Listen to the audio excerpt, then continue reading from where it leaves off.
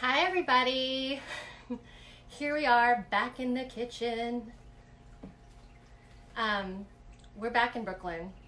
We are baking chocolate chip tahini cookies live, and I am just adding in Drea, who just needs to hopefully get in.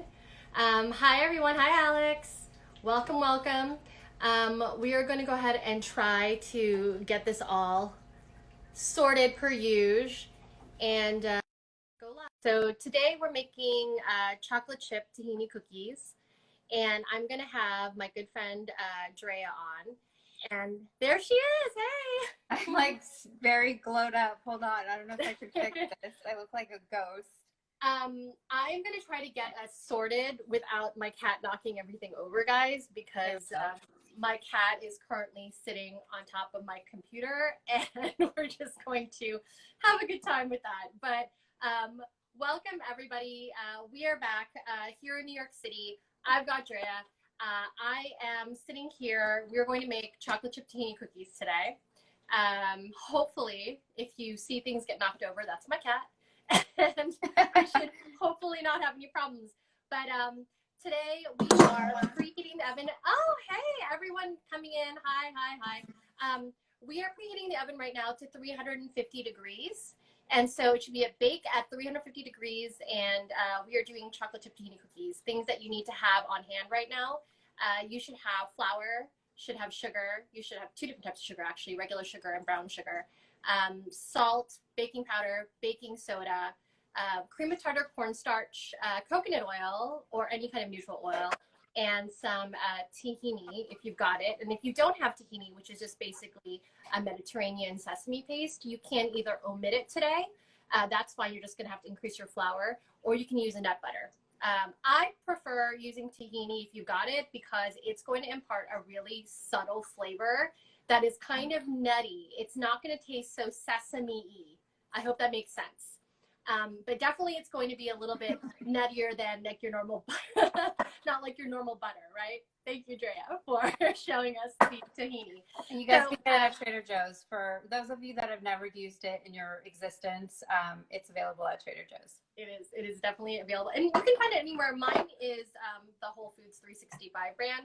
But you might have really fancy tahini at home, in which case, when is the time to use it? The time is now, guys. The time is now. Yeah. If you have fancy ingredients at home, just bust it out. There's no time for saving. Just use it.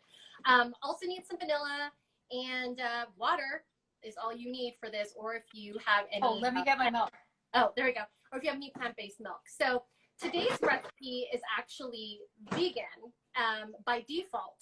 So, and Drea's going to tell us how she made her fancy oat milk. Yeah, so it's really easy to make oat milk. I have like a really quick DIY recipe over on my profile. It's saved on the highlight reel, but it's just basically oats, a little bit of vanilla, maple syrup, and water, and that's it. And you blend it. So we have some milk to go into our recipe.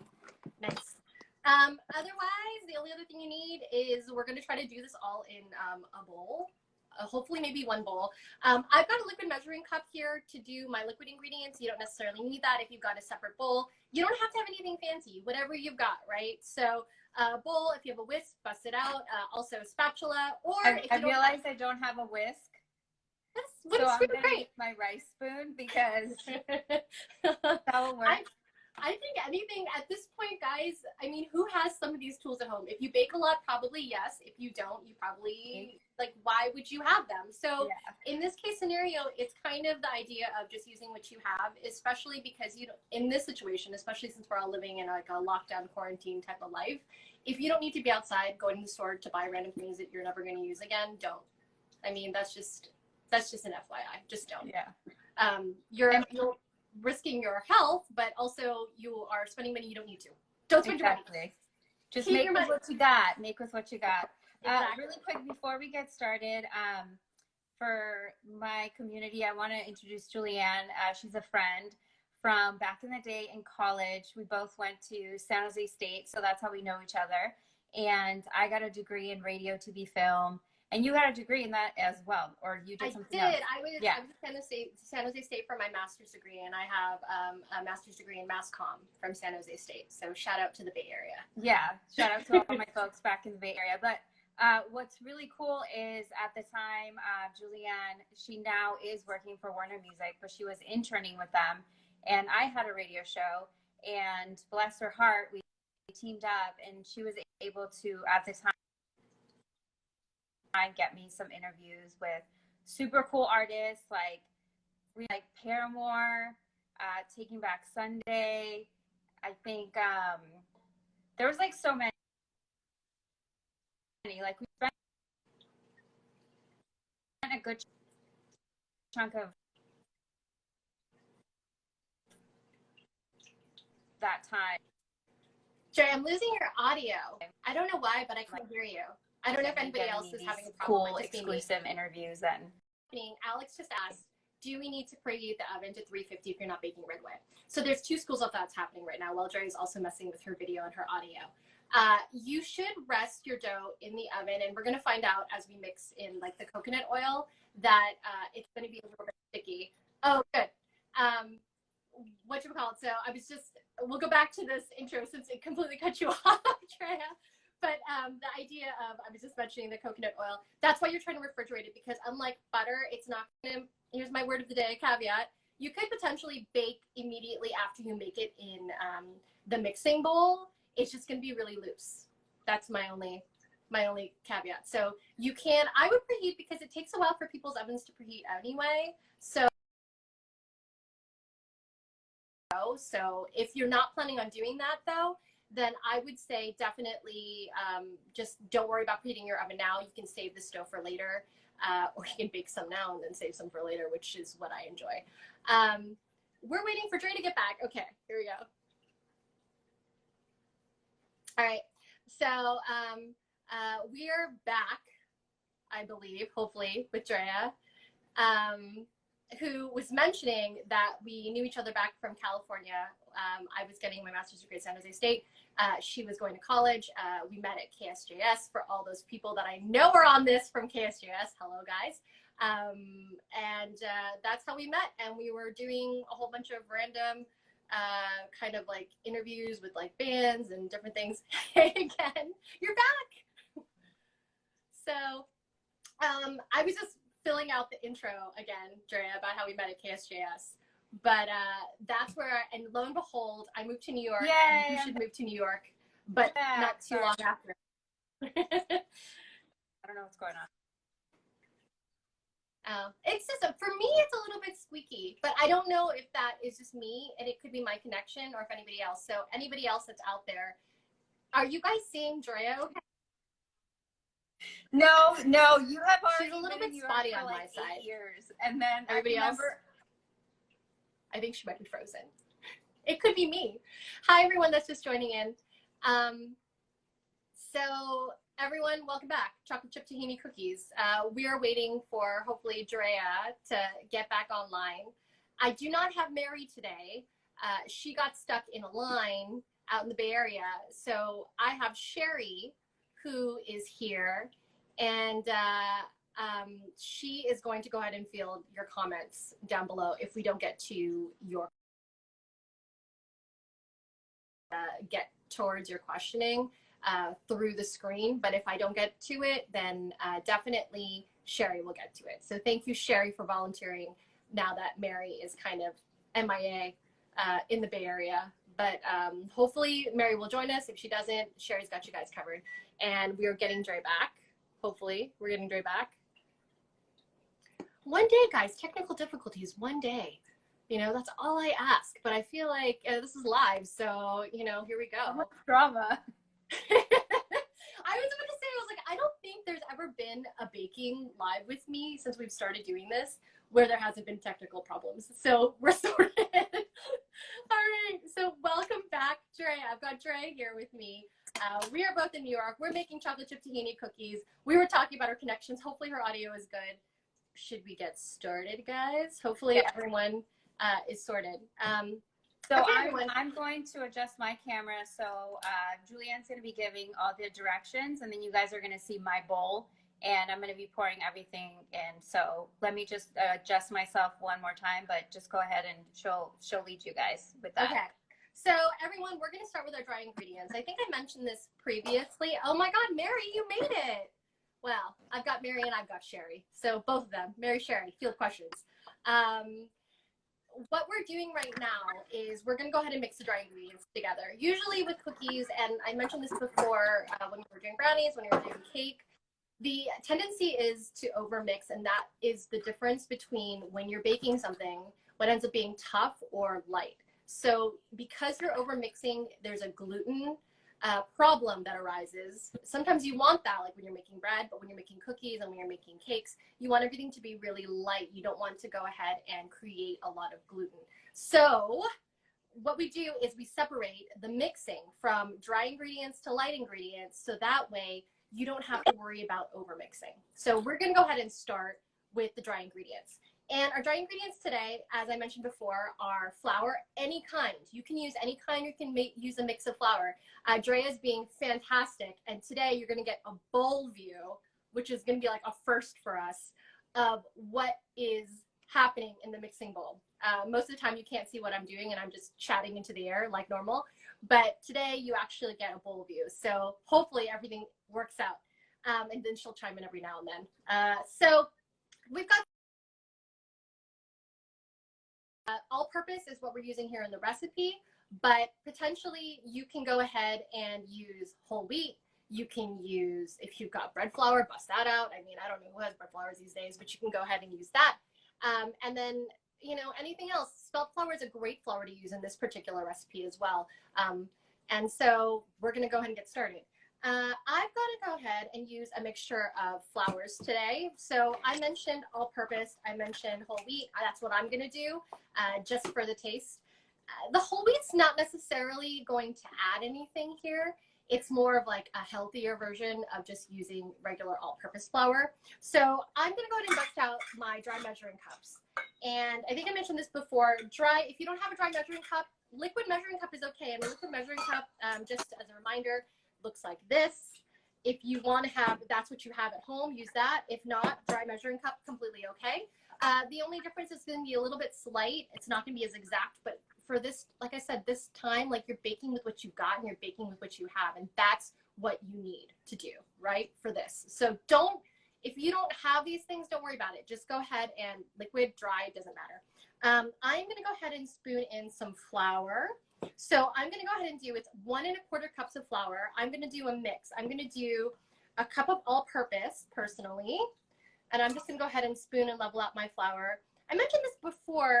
It's more accurate when you take a spoon and go into your flour and then put it into the measuring cup. You don't necessarily have to do that though. Sometimes, I mean, I'm guilty of just like digging my measuring cup directly into my flour because it's easier and I just don't want to wash a whole bunch of dishes. So you can do that too. Just make sure that if you are, that you're leveling off, you want to make sure that it's completely flat so that way you don't over flour, as there's a technical term for that, but I'm not going to use that as a technical term. You over flour. So I'm going to go ahead and put a cup. I'm going to do a cup of all-purpose. And again, it's a 1 1/4 cups of any flour you've got, right? If you're using a gluten-free flour like almond, you have to use double the flour. Mostly because, again, it's just a texture thing. And with almond flours, especially because it is a nut flour, it's a 2-to-1 ratio. So I have a cup of all-purpose right now in, and I'm going to do a 1/4 cup of whole wheat. So you're going to kind of get a little bit of a healthy kick without even knowing it, right? Like I said, you can use an entire 1 1/4 cups of flour, of any flour you have, or you can mix it up. That's fine. That's 1 1/4. I've got 1 1/4 cups of flour in. So I think I also mentioned that sometimes you can be a little bit extra. And the thing with being like, what I say extra, is that you can kind of do kind of gourmet type things for your bake. And today, I think I mentioned it in the past, but I went ahead and I took regular rolled oats and I grinded it in a spice grinder or a coffee grinder. You can do this in a blender as well. I have 2 tablespoons of oats that I've grinded, and it's now like a powdery, floury texture.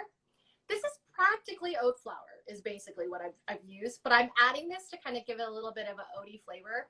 Anybody that has seen the DoubleTree cookie recipe that's been floating out there recently, notice that they do use oats in their cookie recipes. So I'm gonna give it a little bit of something, but you don't have to do this. But I'm adding, for those at home that wanna go and try it, this is 2 tablespoons of oats that I've grinded. You can use a spice grinder, you can use a blender, you can use a coffee grinder, you can use a Marlin pestle, that's fine. Or you can just use plain old oat flour. It's just basically powdered down into a consistency. This is regular rolled oats. So I'm gonna dump that in.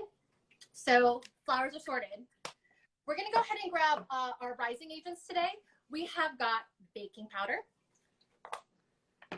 We're gonna use half a teaspoon. I am using my handy dandy measuring spoons here. And I think, you know, sometimes if you don't have measuring spoons, you can use an eyeball it. You can use, if worse comes to worse, some pastry chefs everywhere probably disagreeing with me right now. You can go ahead and use your teaspoon. More exact measurements, I think, especially with rising agents, I would use measuring spoons. So I've got half a cup. This is baking powder. That's going straight in. And for those who just joined, I've got Andrea with me, and she is messing with her camera. She's trying to give us an angle of the mixing bowl today, which is very exciting, as she chimes in as well. And we've got Mary on the comments, who hopefully is doing her thing. So we're gonna do a half teaspoon as well of baking soda. So I've just got normal Arm & Hammer, that's fine. Just level off your spoon so that way it's kind of flat. And you're just gonna dump that right in the bowl as well. These are all your dry ingredients in the bowl, it's going. And then we're gonna go ahead and grab salt. You can just use random sea salt. If you've got it, if you got fancy salt, Himalayan salt, knock yourself out. If you've got kosher salt, any salt will do. I'm just gonna use sea salt here, and you're gonna put in 1 teaspoon. And you're thinking to yourself, that seems like a lot of salt, JulieAnn. Why are you putting so much salt? It's because we're about to put tahini in this, and it's gonna be nice and salty to mix in with the tahini. So a teaspoon of salt. And then we're gonna go ahead and use, for texture purposes, cream of tartar or cornstarch if you don't have cream of tartar.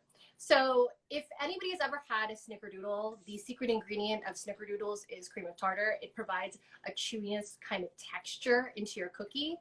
Because of the kinds of things that are happening in the science of this bake, and Mary can go ahead and correct me if I'm wrong per usual, because you don't have things that normally bind because it's a vegan recipe like eggs or butter, you are using this cream of tartar or cornstarch to provide the kind of that chewiness texture that would happen if you were using other ingredients. So for everyone back home, cornstarch, cream of tartar, we're using 1 tablespoon. That seems like a lot. It's not, I promise. So per usual, I have like all my stuff in the back. Completely forgot to get it. So I'm using this random Target cream of tartar. You can use whatever you would like. And again, if you don't have cream of tartar, you can go ahead and use cornstarch. And most people have cornstarch in their pantries. That's perfectly acceptable as a difference maker here. And again, you're going a whole tablespoon of cream of tartar. Dump it in. All right.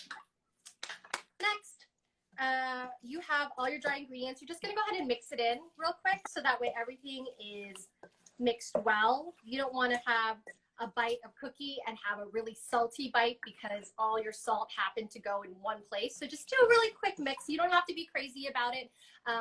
Just go ahead and make sure that the ingredients are incorporated and you're fine. And I just use a spoon. So there you go. Put this dry bowl aside. You are done with your dry ingredients. The next thing we're going to do is we're going to go ahead and tackle our wet ingredients. Now, normally your sugars go in your dry bowl, but because today we're using coconut oil, we're going to put all that stuff in the liquid cup. So I would start with taking your sugars, and you can use your regular granulated sugar, you can use brown sugar, you can use coconut palm sugar, knock yourself out. But basically, we're going to start with half a cup of white sugar. I think we mentioned this before. At one point or another, was using turbinado sugar, and that's perfectly fine. That's just more of a coarse, unrefined cane sugar. You can use that in place of white sugar. Again, the crystals are just not going to be as fine but that's an unrefined sugar that you can use in replace of regular white sugar.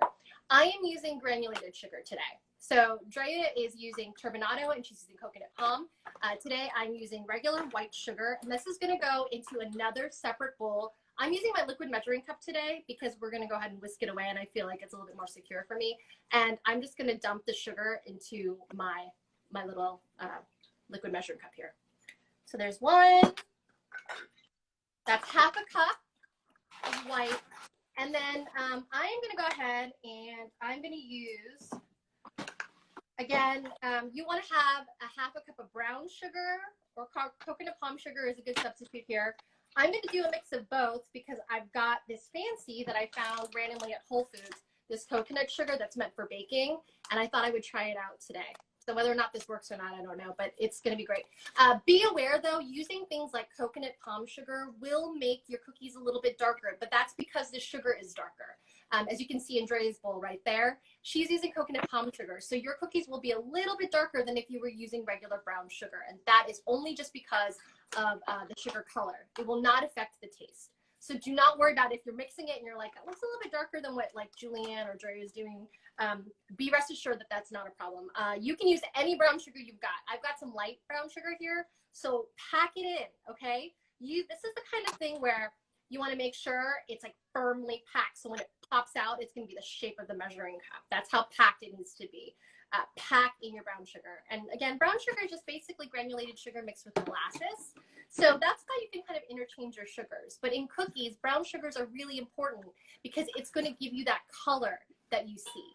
So the brown sugar is going to give you kind of a caramely flavor to your cookie, and it's also going to make your cookies a little bit lighter brown. Again, coconut palm sugar, a little bit darker. So I'm actually going to use a quarter cup of packed brown sugar, and I'm going to use, like I said, because I found it and I want to try it, this coconut palm sugar, low glycemic option here, for those of you who are trying to be healthy. I'm going to use a quarter cup of that. And what's great about coconut palm sugar is that you can use 1 for 1 with coconut palm sugar and with brown sugar. And like I said, when you're in the store and you can't find things, these are the kinds of things that you can pick up that sometimes people are just like, I don't want that. That's not exactly what they need in the recipe. But you can make so many different kinds of substitutions in baking. Even though it's an exact science, you need the right measurements. You can mess around with the ingredients. And that's what we're doing week to week. Sometimes it works, sometimes it doesn't. Hopefully it works today. I've got Andrea. She's got coconut palm sugar. I'm putting in a quarter cup. So you should have about a cup of sugar, basically, whichever sugars you have. Mix those two sugars together really quick. The reason why you want to do that is because before we incorporate everything else, we want to make sure things are mixed well. This would also be true if you were making anything with butter and regular sugars. You always want to make sure your sugars are a little bit mixed because you're about to dump a whole bunch of stuff into it. And so mixing your sugars ensures that it's completely incorporated together. So it's better when you mix everything else in because you don't have to overmix. So I am mixing my sugars. And thank you, Mary, for correcting my molasses sugar comment. So I have mixed my sugars together. As you can see, it's like a haphazard mix. Drea is also doing the same thing on her bowl side. That's the view that you're seeing at the bottom. So we are mixing a little bit here at the bottom. Then we're going to go ahead and add our coconut oil. So you can use any kind of oil. You can even, if you want to make it a non-vegan version, you can use butter. The reason why I like using coconut oil as a substitution for a lot of things is because coconut oil actually gets solid at certain temperatures in the same way that butter does, but then you can also melt it down like liquid. So it kind of has sort of the same similarities. The coconut flavor is very subtle. You're not even going to really notice it. The best kind to use right now is mine's not rock solid. Mine is kind of in that creamy sort of texture. It's a little bit like, and here I'm going to go ahead and scoop some out so you can see a little bit better. It's kind of melty, but it's still sort of solid. This is a great texture to have. If it's completely solid, that's okay. You just need to pack it in. We're using a whole half cup today. So I'm just going to put this in my dry measuring cup. You don't have to use a liquid measuring cup for this. It does not have to be, again, melted. It needs to be a little bit solid, but it can be a little bit creamy like this is. It's sort of dripping off my spoon, right? So you're going to pack that in. If you're using regular oils, same thing. It's going to be half a cup. But again, if you've got coconut oil on hand, coconut oil really mimics, I think, the texture a little bit better of butter because of the fact that, again, it solidifies more. So I'm just gonna go ahead and pack that in. Coconut oil, also good for you. So there you go. So half a cup of coconut oil, dump it straight in, okay, into your sugars. Again, this recipe great because default, vegan. Don't have to use eggs. It's like, eggs are precious. I was just telling my friend Sherry, who's also on this the other day, I couldn't find eggs to save my life the other day. Who knows, like supply chain, who knows? But if you don't have eggs, this is great. So you've got sugars, you've got coconut oil. The next thing you want to go ahead and do is you want to grab your tahini. So if you are not using tahini, I went ahead and I made a note about substitutions. You just increase your flour. The tahini here is going to help bind because, again, we're not using eggs. We're not using butter in this recipe.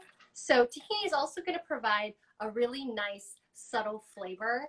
It's not going to overpower. So tahini is a sesame paste for anyone that's not used it before. You're going to notice that when you open your tahini, there's going to be some separation. It's kind of like peanut butters, right? You want to go ahead and make sure you mix the tahini because you want the oil and the solid to kind of come together. So that's what I'm going to do right now. Mine's a little bit, let's grab this little spoon. Mine's a little bit loose, but it's pretty good. Sometimes you can go ahead and store, depending on what brand you buy, you store your tahini in the fridge. And if you store it in the fridge, it's going to be a little bit more solid. Mine is a little bit, because it's been sitting room temp, is a little bit liquidy. That's good. That's totally okay. So we're going to go ahead and put a half a cup of tahini. What's been great about this whole thing thus far is I have been using practically the same measuring cup. So less washing for JulieAnn today versus anything else. I'm making a mess. I totally didn't wear an apron, which is a bad. I'm just in my shirt right now. How's it going over there, Drea? It's good. All right. So I'm spooning in, and again, mine's a little bit liquidy. That's fine. If your tahini is solid, that's okay. Like I said, once it comes all together, it's going to go ahead and liquefy itself. And again, if it is, what you want to do is probably what happened is your tahini separated, the oil separated out of the tahini solid. Just give it a mix. It's like peanut butter, right? It's like natural peanut butter. So I have a whole half cup of tahini here. I'm going to dump it straight in. So now you've got tahini, you've got coconut oil, you have got your 2 sugars hanging out, and we're still adding liquids. So the next thing that you want to go ahead and do is you're going to add water. I know, surprising, water. I too was just like, really, just water? Well, you know, the thing is that because we're not using any eggs, you do need to have like a liquid binder.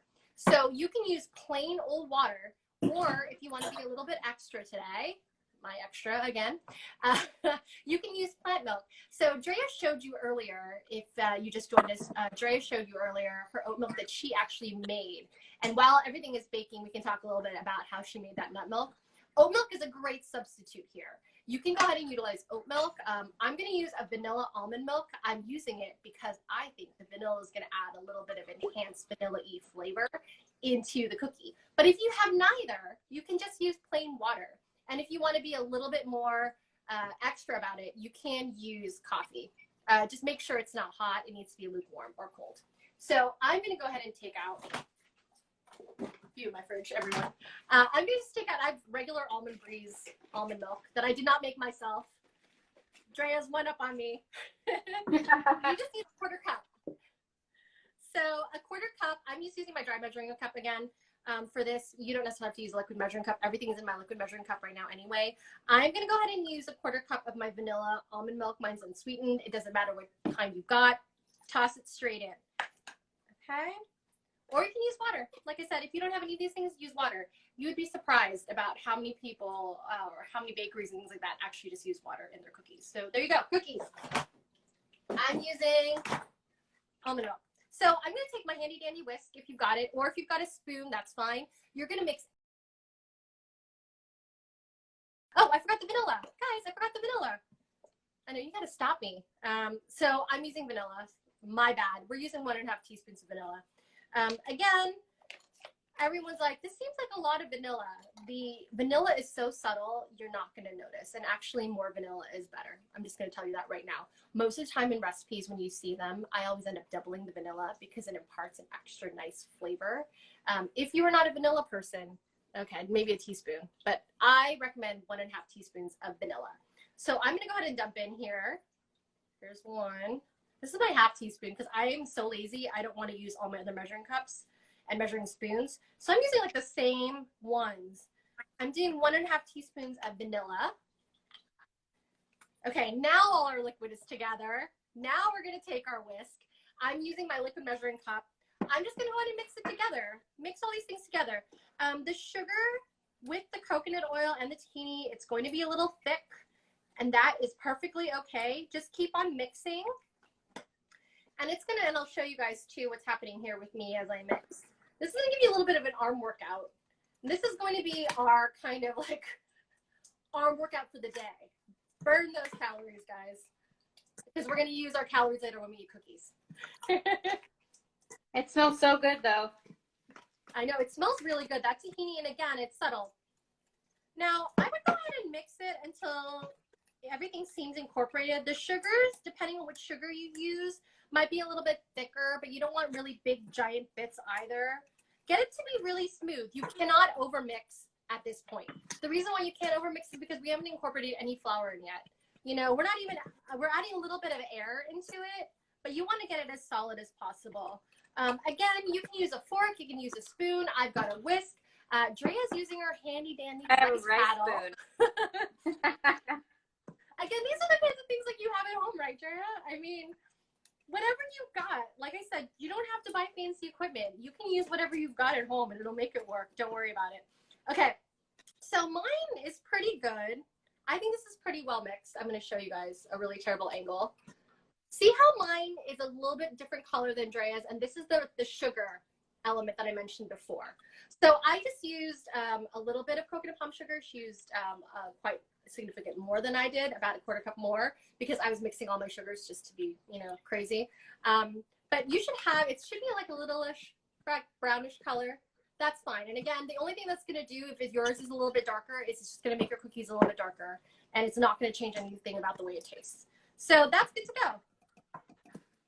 So this is the part where we're going to have to mix it all together. I'm going to take a handy dandy spatula in my bag of tools here. I've just got a random spatula. If you don't have a spatula, that rice paddle actually could work perfectly fine. I'm going to go ahead and take my flour bowl that I went ahead and put aside.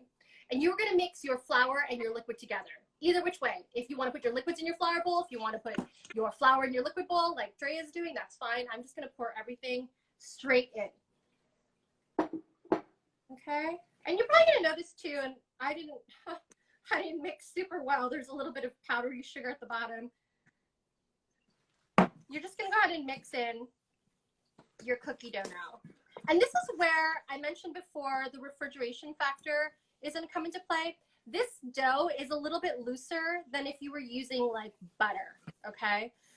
It's going to be a little bit wetter. And that is the reason why you want to go ahead and put it in the fridge for a little bit, because it's going to make it easier for you to form those dough balls when you bake them.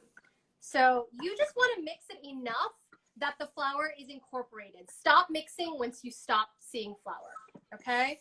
If you see flour still, I use the fold method, which is basically taking the spoon, you lift up and you just fold it over, because it's a little bit easier to incorporate the flour without over mixing. So at this point, mine has a little bit of flour in it, but that's okay, because we're about to take our chocolate chips. So I went ahead and I cut up this really amazing pink sea salt. This is a Brooklyn shout out, Rocca, which is a Brooklyn-based chocolate company. They make this really good pink sea salt unroasted dark chocolate. I chopped it up, and I'm going to use that and mix in also some dark chocolate chips. You can use any kind of chocolate chips you want here, guys. Butterscotch, white chocolate, regular chocolate chip morsels. The reason why I like chopping up chocolate personally is because in chocolate cookies or chocolate chip cookies, when you bite into them, the ones with large puddles of chocolate are basically either chocolate discs or they are chopped up chocolate. And I think puddles of chocolate and cookie are so delicious. So I use a mix of those kinds of, chopped up chocolate, or you can just use chocolate chips. And chocolate chips will keep their solid shape and stay in chip form. And I like always putting extra chocolate, but that's up to you. So you're going to be using at least, I believe, Dre, is it like a cup and a half of chocolate chips? Yeah, it's 1.5 cups. All right. So dump that straight in to the bowl. I'm using half a cup of chopped chocolate, and I actually also have some dark chocolate chunks that I picked up at Whole Foods, which is 67% dark chocolate, which I enjoy. And I'm just going to do another cup of that. If you add too much chocolate, is that a bad thing? No. That's just an opinion. I'm going to eat a little bit. I know. Just taste test it a little bit. So I'm just going to feel. I've just dumped a whole bunch of chocolate, so as Andrea, we are going to fold it in. And this is the method I said to you before. Take whatever, contraption you've got today and just go ahead and go underneath the dough and then fold over, okay? So you're kind of making a little circle. We're folding it. And you want to mix it just so that it's incorporated. Don't overmix. Mine has so much chocolate. Can you hear? I know. Chocolate? Mine too. Oh my God. All right. I think it's mixed enough. I mean, the chocolate is sticking to the dough. All right. So now we've got a really fantastic cookie dough. This is what mine looks like. That's what Drea's looks like. You're going to take this cookie dough and you're going to stick it in your fridge for at least 30 minutes. So overnight if you want. If you want to put it in your fridge and just not even worry about it overnight, then go ahead and do that. What I like to do with most cookies is refrigerate in general, whether or not it's vegan or not, because when you refrigerate your cookie dough, it concentrates in flavor. And I learned that a gazillion years ago by watching Nigella Lawson. And if Nigella says that's what you should do, then you should do it. And so did Ina Garten. So both those people recommended refrigerating cookie dough. I'm down. So Drea is showing you refrigerated cookie dough that she went ahead and put in the fridge already. By the magic of Instagram Live TV, she has formed her cookie dough. That's actually been refrigerated already, and then she formed into dough balls. So if you have got your cookie dough, just again, put it in the fridge. You don't have to necessarily do this. If you want to start it and you want to go ahead and kind of test out, and actually let's do this together.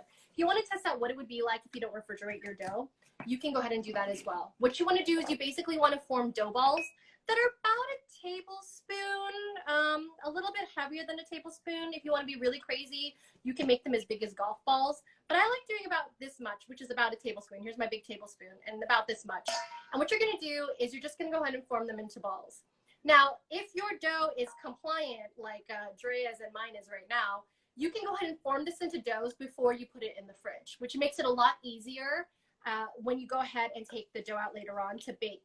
So actually, since we've got a little bit of time, I'm going to go ahead and do that. But through the magic of TV, I've got some dough balls formed already. Congratulations, guys. We are winning here.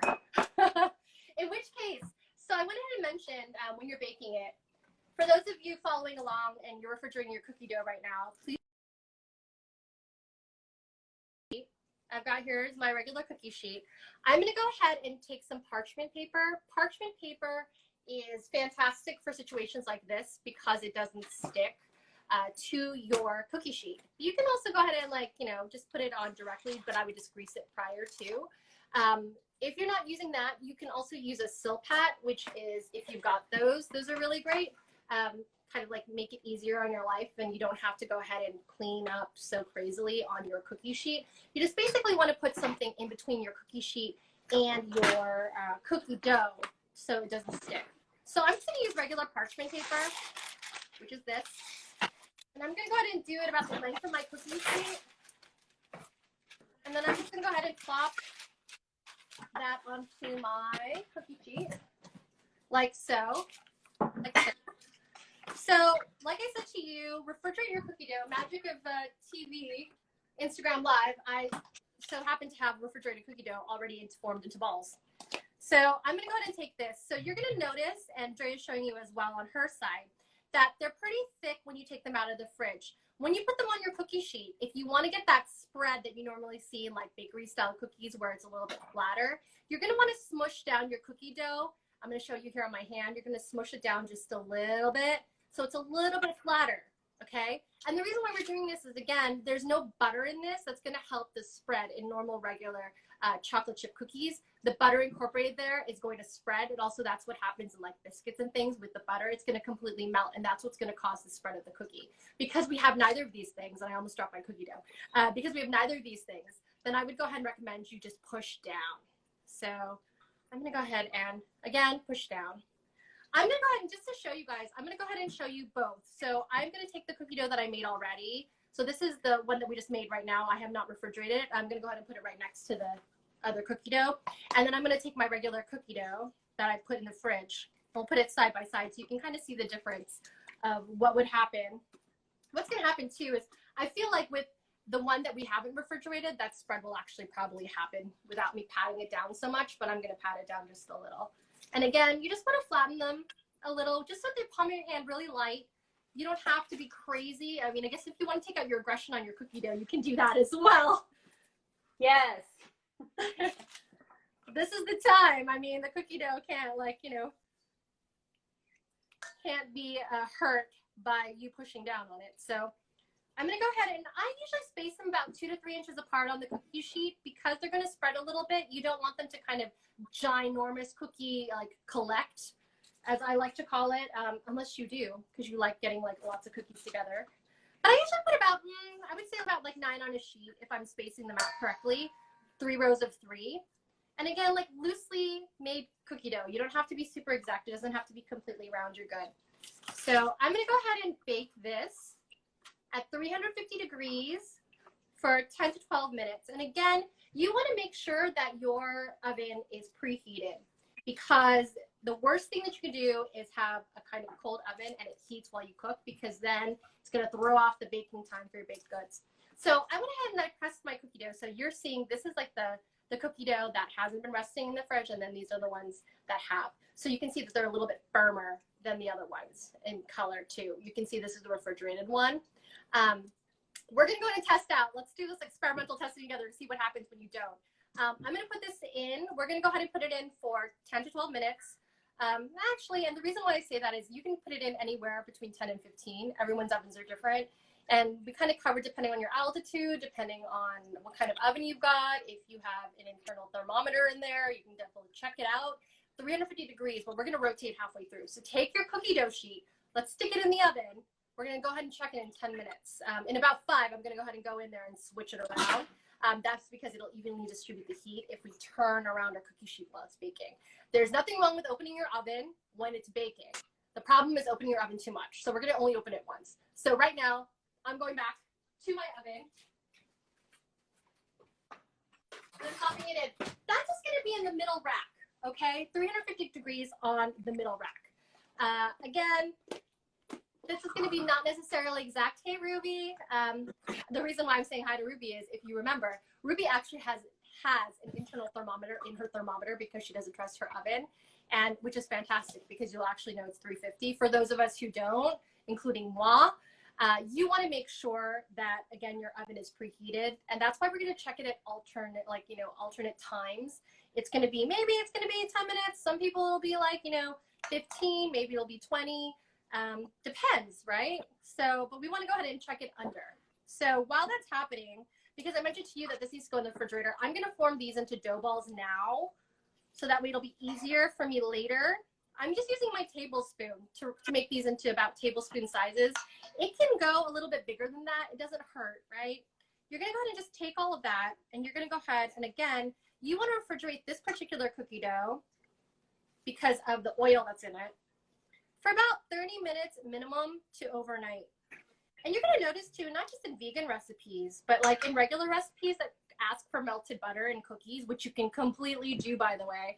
Everyone always gets a little bit freaked out because your butter has to be room temp when you make cookies. You don't want it to be too cold because it won't mix and incorporate in with the sugars as well. But you can use melted butter sometimes in cookies. The problem is again, because it's a little bit looser, you have to stick it in the fridge. And most melted butter cookie recipes require you to put it in the fridge for just a little bit. And that's just because of the spread factor. So Andrea's way ahead of me because I've been chatting like a loon while she's been showing you guys how to roll up balls. But we're gonna go ahead and check, and I completely forgot to set my timer. Woo! I'm terrible. I'm gonna set it now. Using my handy dandy red like manual timer. I'm gonna put it for 5 minutes because I said I was gonna shoot halfway through. So again, and I'm just gathering up my cookie dough right now, guys. Like it's kind of soothing, don't you think, Drea? Yeah. Gathering up the cookie. Oh, I love cook. I mean, to be honest, like I definitely cook a lot more than I bake, but anything cooking, baking is so meditative and it's so good for you. You know, I'm all about the mental health and self-care, so. Yeah, because like, I mean, the great thing about baking is first of all, it requires some concentration, but at the same time, I think the reason why I find it really relaxing too is because you know that you're making something. And I think we joked about it last time. Everyone's like, oh, like, you know, this is made with love and et cetera, et cetera. That's why it tastes so good. But the truth of the matter is when you're making something, you're making it to like, you know, to be eaten and enjoyed. And I think when you're making something like cookies, especially cookies, which I feel like are this like amazing comfort food, can be eaten. Some people eat raw. You can actually eat this cookie dough raw. I'm going to tell you that right now. Yeah. Why, guys? Because there's no eggs in it. It's dairy-free. Dairy-free. There's no eggs. You can't get salmonella. It's funny that you say the whole made with love, because technically, I mean, everything is all energy. So whatever when you're cooking and you're having, you know, nice thoughts, you're infusing it with your good energy and your love. That's why sometimes when you go out to eat and your food just it tastes a little off, the person that probably made it was like pissed off that day. So whenever you're cooking, make sure that you have good, happy thoughts, because you're spreading that energy too. So I'm forming my dough balls just with my hand. There's some people do it and they like do that like flattening, and then you do the round like this. You can do that too. It's completely up to you. They don't have to be super round, like super perfect, because when they're in the oven and they spread, they're gonna go ahead and do their thing. That's why, like, when you buy cookie dough in the refrigerator section, you know, they're like squares. I'm not gonna name drop the brand that is a square, but you know what I'm talking about, guys. Cookie dough that you buy. Yep. They don't necessarily have to be round in order to go ahead and spread the way that they want, right? So I went ahead and I formed all my cookie dough balls. And I'm just going to go ahead and, again, stick this in the fridge. You can go ahead and do what Dre is doing right now. Just stick it in a container, like a plastic container. That's something with a cover. And stick this in your fridge for at least 30 minutes to an hour, just so that it firms up, so the coconut oil that's in these cookies can kind of solidify again. Because, again, coconut oil is very sensitive. It will liquefy at high temperatures, and it will solidify when it's cooler. And you want it to act, in this case, because we're using it like butter, right? You want it to act like butter, and you need it to be a little bit solid, because it's going to need to spread later on for your cookie. So that's when it makes it like kind of round and gooey in the middle. So I'm going to go ahead and stick mine in the fridge. I have room in my own fridge. I have no idea if I have room in my fridge. Ah, it closed. I have room in my fridge. My hands are completely gross and disgusting from like mixing around cookie dough, so I'm gonna wash that real quick. How you doing, Andrea? I'm done too. My hands are disgusting as well. I know. Today I say 7 times. So I have so many ingredients. I have so many. What's great is because I've used one bowl, I've just been dumping. I'm gonna dump all my dishes that I used. Surprise factor, guys, I used all my cream of tartar. So anytime I see things that need cream of tartar, too bad, cream of tartar, you're done. I'm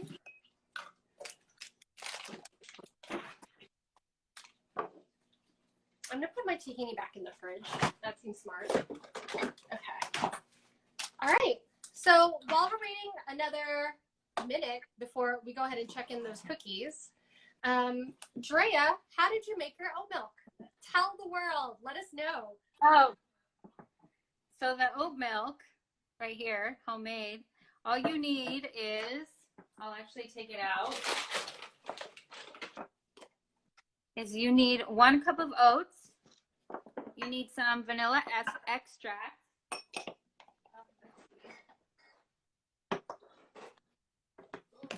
Hold on one second. Oh, don't worry, I'm completely floury on this side. I don't know, guys. Are you guys messy when you're baking at home? I'm so messy. I should be wearing an apron. Ruby, you were so right to wear an apron last week. I should start wearing an apron. But I get my black t-shirts so messy at the end of this that I just like toss it in the wash. But it can't be helped. There's so much flour involved, right? So my timer went off at the 5-minute mark. So I'm gonna go ahead and go into the oven. And what you're gonna do is you're gonna rotate your cookie sheet halfway. So that way there's an even bake. Because again, everyone's ovens are different temperatures. And the reason why you want to do that is because you want to have an even bake on the whole sheet. Sometimes the back of your oven is hotter than the front of your oven. So when you rotate your cookies, you're going to get your cookies all cooked at the right temp. I'll put that in quotation marks. Mary, this is the part where our science expert Mary can go ahead and debunk that. But I'm going to go ahead and rotate my cookies right now. We've got another 5 minutes before we check them. So let me go ahead and please make sure when you're going to the oven, guys, for an oven mitt, don't do this by hand. Don't burn yourselves. Like, this is not the time to like have crazy things happen to you. So I'm going to open my oven and I'm going to flip it.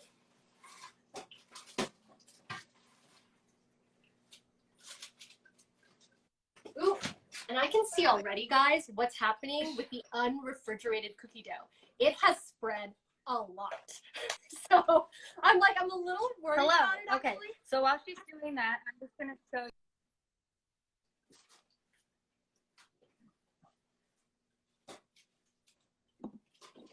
I have some, I baked some off too that were the refrigerated ones. Really quick, if you guys want to make some oat milk, I recommend that you start making it. It's super, super cheap to do. You just need one of these like little jug containers. Mason jar works as well. All you need is a cup of oats, half a teaspoon of, 2 teaspoons of extract, 2 teaspoons of maple syrup, and if you want to get super healthy with it, an even healthier sweetener option, just use dates. So use like 2-3 dates. You are going to take your 1 cup of oats and leave it overnight in some water, just get it a little soggy, and then you're just going to basically blend everything in the blend. And then you take one of these nut bags right here, and you're going to dump all of your liquid that you blended, and then this is going to help you separate the oats from the milk. And it's really that simple and easy. I have a little video tutorial on my highlight reel, the DIY one, if you guys just want to check it out. But it's super simple to do, and it's yummy. I love the idea of making your own oat milk. I mean, now is the time to do these kinds of things, guys. Like, you have the time. Now is the time. Hear me? Yes, we can hear you. At least I can hear you. All right, so I went ahead and while Drea was talking, I looked at my cookies to see what was going on. The ones that I did not refrigerate are spreading like crazy right now. They're going to be, I think, super flat when we get them out. We're going to see. This is where our experimentation gone wild. And then the ones that I refrigerated overnight are sitting pretty firm. They're spreading a little bit, but make sure, like I said, if you don't want them to be completely doughy, sometimes people like cakey cookies. Some people like the kind of like flatter, thinner cookies. If you like the flatter, thinner cookies, the kinds that you see at bakeries, then I would smush down your cookie dough right before you bake them. And it's okay to smush down pretty far. You want them to be maybe about half an inch or so. Instead of like that big 2-3-inch ball that you've made, you want it to go ahead and go down. Because again, there's no butter. There's not going to be a spread that happens if you've refrigerated your cookie dough. Because the coconut oil, again, it takes a certain temperature for it to melt down. The one that we did not refrigerate is like, I don't know if they're going to even be circles. We're going to find out. But this is great about why we're doing this in real time, is you can see with us what the heck happens to your cookies when you make them, and you kind of like don't follow directions and you kind of just go on your own and you try to see what you're going to do. I've got another 2 or 3 minutes that I'm going to go ahead and check on them. Drea, how are you doing with your cookies? Yeah. You're good about the same time? Oh no, I lost your audio again. I don't know why. We're always having technical difficulties, guys. For those of you that have joined in, we are making chocolate chip tahini cookies that are vegan by default. So it's going to be great because you don't need to have eggs and butter. And so we're just waiting right now for the cookies to come out of the oven. I went ahead and by the magic of Instagram TV, I went ahead and had refrigerated cookie dough. We've got Drea back. Hi, Drea. Welcome back. Welcome back to the madness. Hi. Okay, so the ones that my back. I can hear you, but you're frozen a little bit. Oh my goodness. Yeah. Yes, Mary. You should follow. Okay, so I'm going to go ahead and now that I can see comments. Mary just said I'm providing mixed messages. I am, guys. You should in baking. You can make substitutions sometimes depending on what it is for. You can experiment in baking. If you want your things to look like what it looks like in the photograph, I would follow the recipe exactly, okay?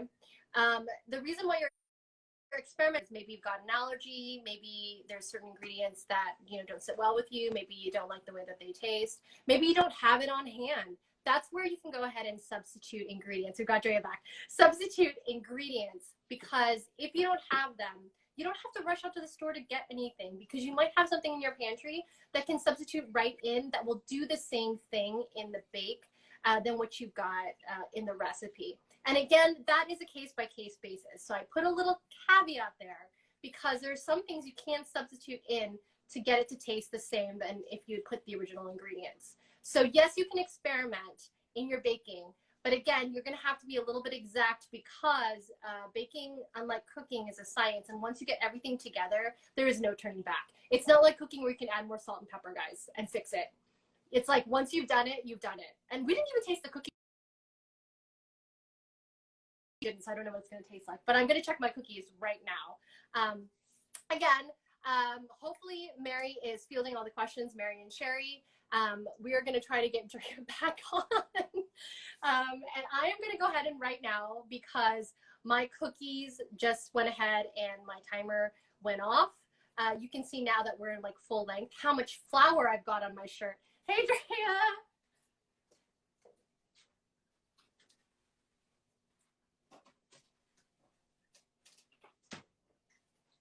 I don't know what's going on, guys. I'm sorry. Not quite done my yet. end don't like me.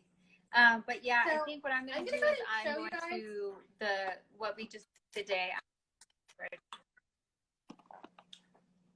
She's going to reset herself, and then I'm going to go ahead and show you what's happening with my cookies. So the ones that are refrigerated are these ones. You can see it because they're a little bit more formed. The ones I did not are the completely flat ones, like right here. So that is non-refrigerated dough. This is refrigerated dough. And now you can kind of see the difference. I'm going to go ahead and these need at least another minute or two. I'm going to put them back in the oven. And then mine, I refrigerated. I didn't actually press mine down, so it'd be a little bit more round and chunky. Oh, so nice. You can see. Versus the two. Yeah. I'm going to be crazy. So I like salty chocolate chip cookies. I like using a little bit of Malden sea salt. If you've got any flaky sea salt at home, this is a great time to bust it out. Time is now, guys. When the cookies are hot, you can sprinkle sea salt on top of your cookies, and I swear to God, it's a game changer. It doesn't feel like it would be, but there's something about salt and chocolate that tastes really good together. You want to be like a little light-handed with it. Don't be heavy-handed with your salt. Don't like chuck a whole bunch in there. Just a little bit of a sprinkle, kind of like you're doing snow.